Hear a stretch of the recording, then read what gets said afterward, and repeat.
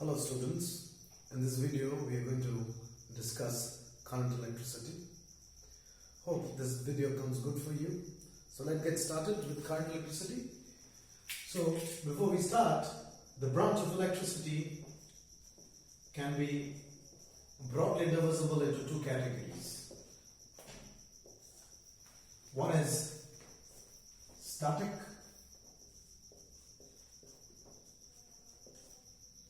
the other is current.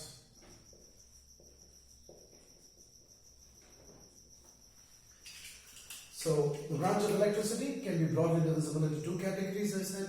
One is static, the other is what? Current. So static electricity deals with stationary charges.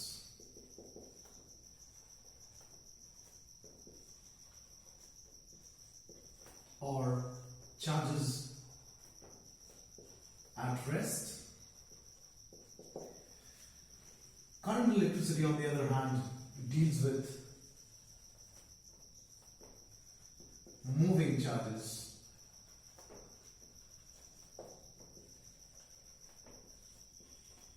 or charges in motion. So the literal meaning of the word current is flow. For example, if water flows, then it is water current. When charge flows, it's called current electricity. Now, before we go any further into current electricity, let us revise a bit on static electricity, which we have learned earlier. So static, you have known that there are two types of charges. One is positive, the other is negative. And the development of charges takes place by the gain or loss of electrons. For example, if a body loses electrons, then it gets positively charged.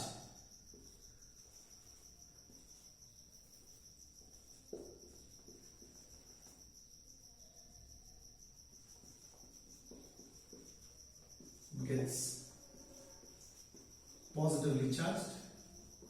Similarly, if a body gains electrons, it gets negatively charged. So we said a body gaining electrons would get negatively charged, and a body that loses electrons would get positively charged. Now, the charge developed on a body would depend on the number of electrons gained or lost, and we can calculate the amount of charge developed on a body by using a law, which is law of quantization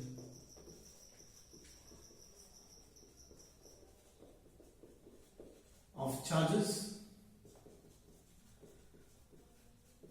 Now let's see what the law of quantization of charges says. The word quantization is related to quantity. So it says the charge developed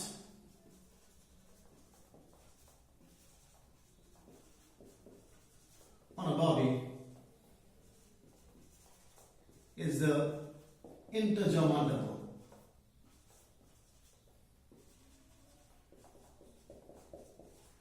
of the charge carried by an electron. So we are always hitting on the word electron because any charge developed would depend on the number of electrons gained or lost, and the charge Q therefore would be equal to plus minus Ne. The charge developed on a body is the integral multiple, means a whole number multiple of the charge carried by an electron, and the charge carried by an electron E is equal to 1.6 into 10 to the power minus 19 coulombs. So this is the specific charge on an electron, which is 1.6 into 10 to the power minus 19 coulomb. So the charge developed can be calculated as Q equals to plus minus Ne. We don't use the word plus minus sign while calculating, but Q is equal to plus minus Ne, plus when the body gets positively charged, minus when the body gets negatively charged, and N here stands for the number of electrons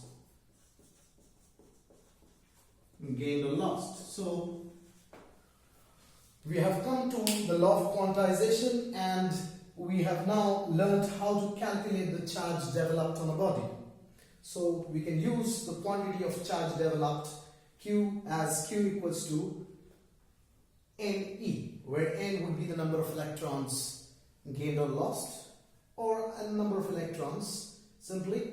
And you must be knowing that the charge on an electron is also the same that to the charge carried by a proton, which is also 1.6 into 10 to the power minus 19 coulomb. But for electron it would be minus 1.6 into 10 to the power minus 19, and for protonic charge would be 1.6 into 10 to the power 19 coulomb. So that's a bit on static electricity.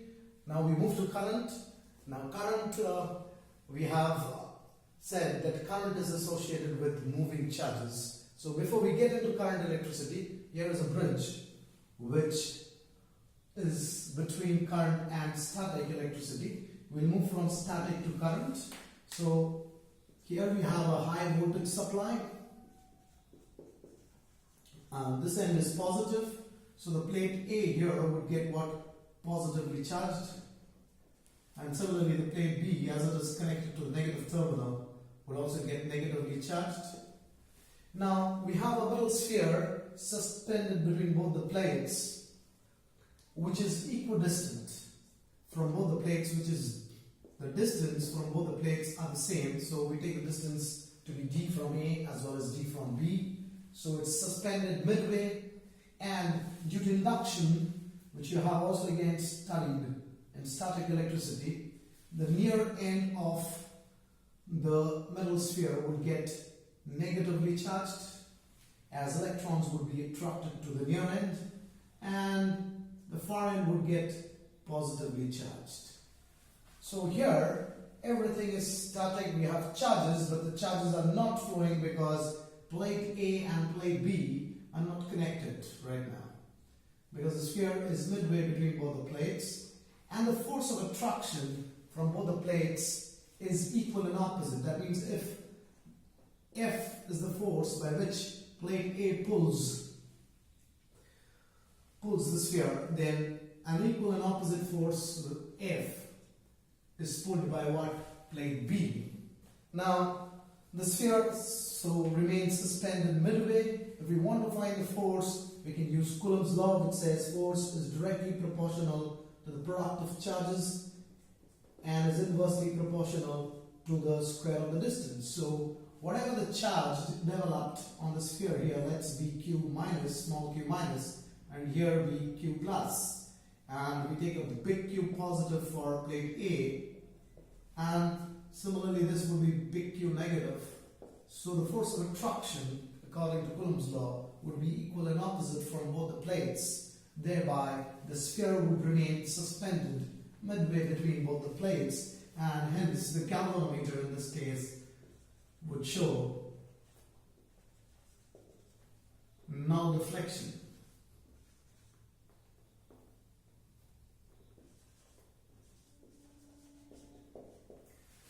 So galvanometer is showing null deflection because there are charges, but the charges are not flowing, so there is no current in the circuit.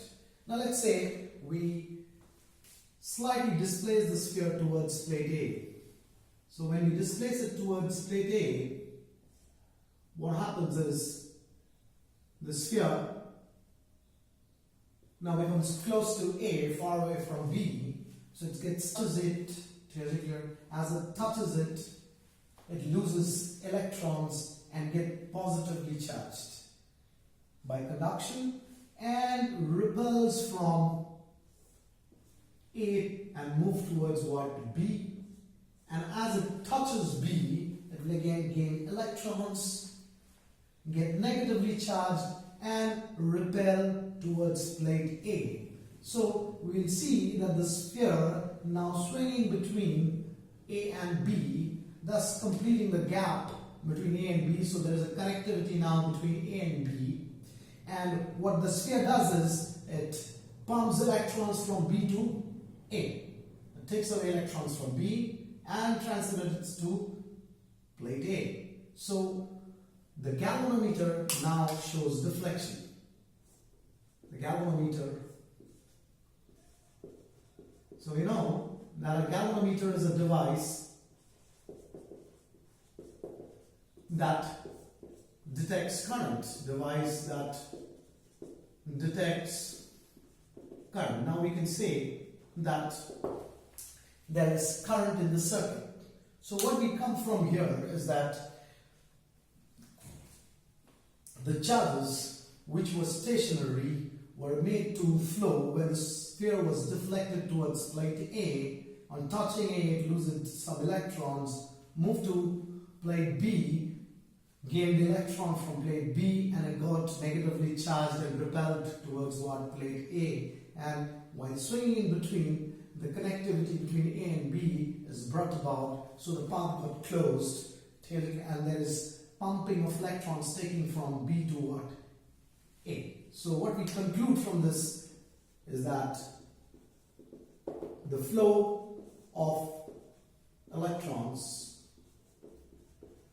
around a closed path constitute electric current.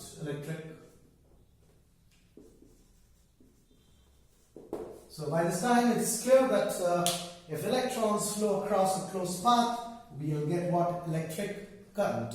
The flow of electrons around a closed path constitute electric current. Now, what is current in mathematical terms, or what is the definition of current? Current, we say, that is the rate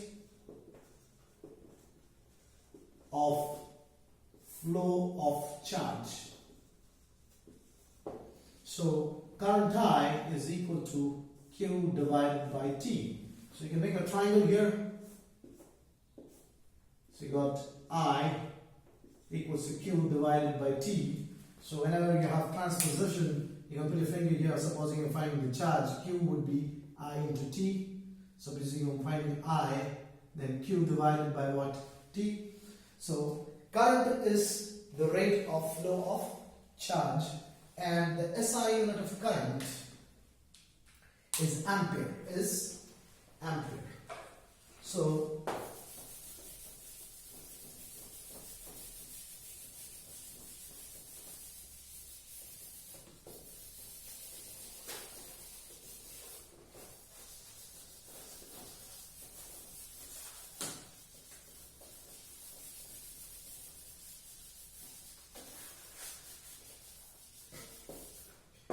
we get into now the SI unit of current. The SI unit of current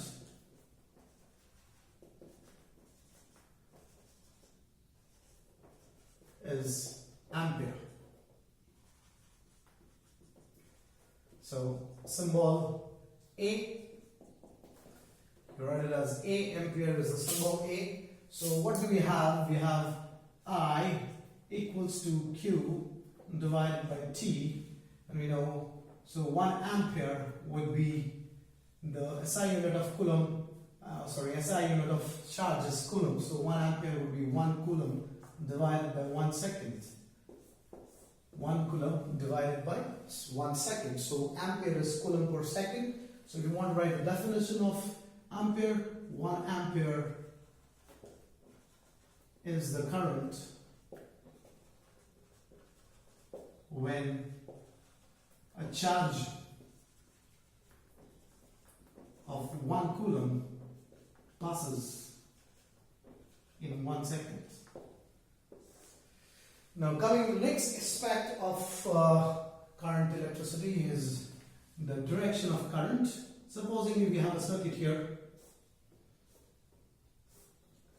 a bulb connected with a resistor R. We got here, this is a DC source, or you can say a battery. The first part of current electricity would be all about DC current. So the largest tried here is positive terminal, this end is what? Negative terminal. Now we come to the conventional direction of current.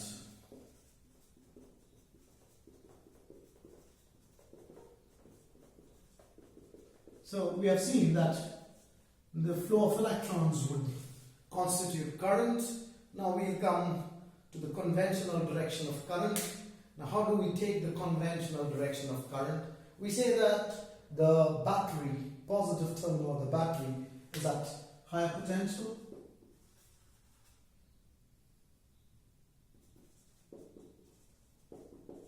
And the negative terminal is at lower potential. Now, electrons will flow from where they are in excess to where they are in deficits. So, the negative terminal of the battery would have excess of electrons, and electrons would flow from the negative terminal to the positive terminal where there is a deficit of electrons. So, this is the direction of electron flow. Conventionally, we take the direction of current from higher potential to lower potential, that is from the positive to the negative terminal. Direction of conventional current. So we sum up here as saying as the flow of electrons is opposite to the direction of conventional current. So conventional direction would be from higher potential to lower potential.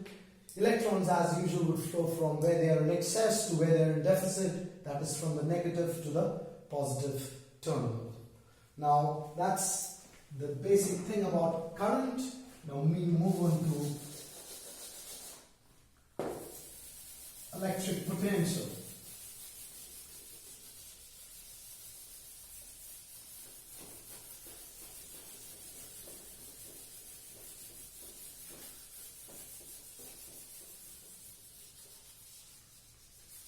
So, electric potential.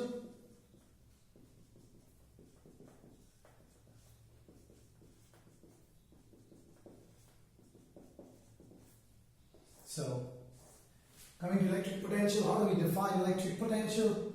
Potential means the ability. Now, when you want to make charges to flow across a circuit, you want them to do work. That means there will be energy dissipated. So, we define electric potential as the work done or energy dissipated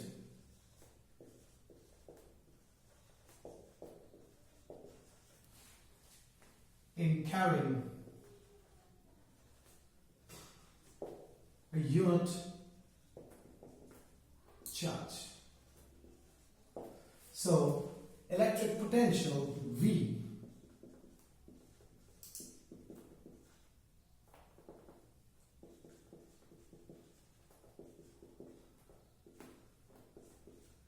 would be equal to work divided by charge, or you can write it as work or energy divided by charge, because work done is equal to energy, so dissipated. So we have electric potential V equals to work divided by charge, that is V would be equal to W divided by Q, or we can write it as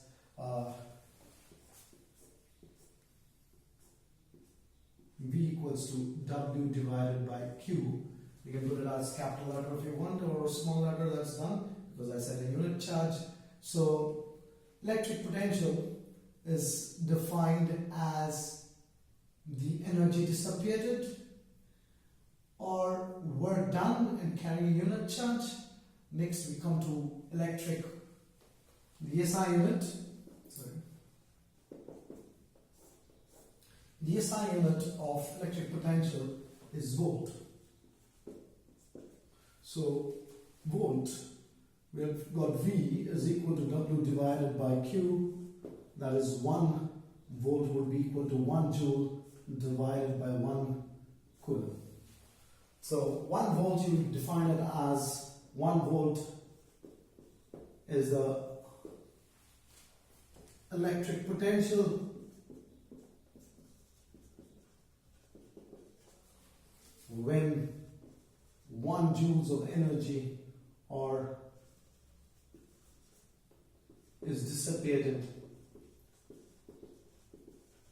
in carrying a unit coulomb of charge. So that was electric potential. Now, as current flows through a circuit between 2 points in an electric field, there would be a potential difference. So our next discussion would be electric potential difference.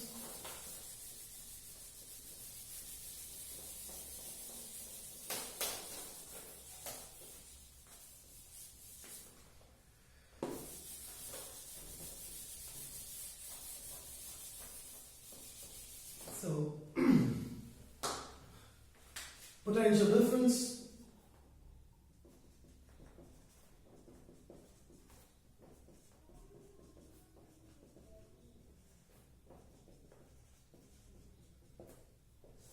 so we describe potential difference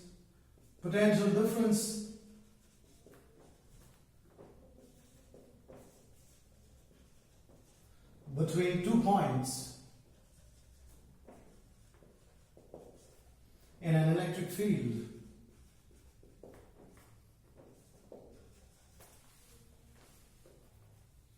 is defined as the work done or energy dissipated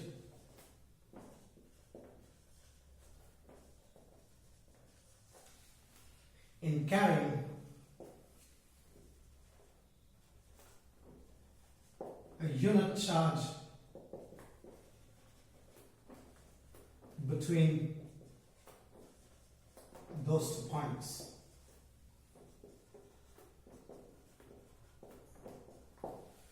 So if you have 2 points in an electric field, say this point is VA and this point is, and we are carrying a unit charge between these 2 points, say unit positive charge. So point A has a potential which is VA, and this point has a potential which is what point B having a potential of VB. So as charges would flow across the resistor R, there would be a drop in potential from A to B, and that will build up a potential difference between A and B. So we'll write as VA minus VB would be equal to work done divided by unit charge or energy divided by charge. I already cleared.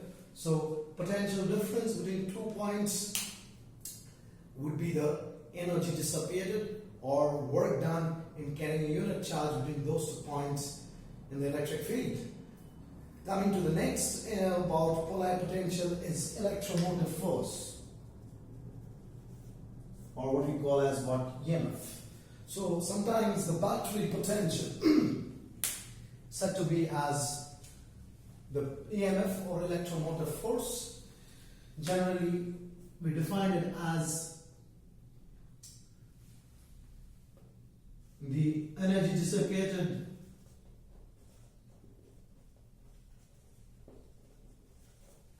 or work done in carrying a unit charge across the whole circuit. So I said earlier that the battery potential is the EMF. The battery is the source of the circuit. The chemical energy of the battery gets converted into electrical energy, and thereby charges are passed across the circuit.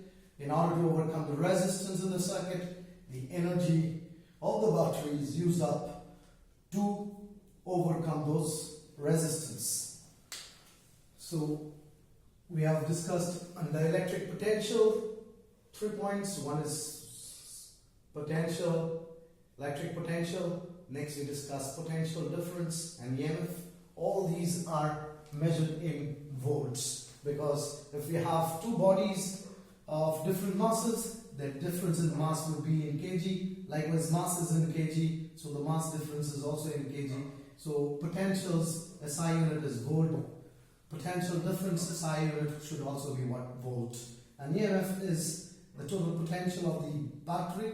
It's also measured in volts. Next, the third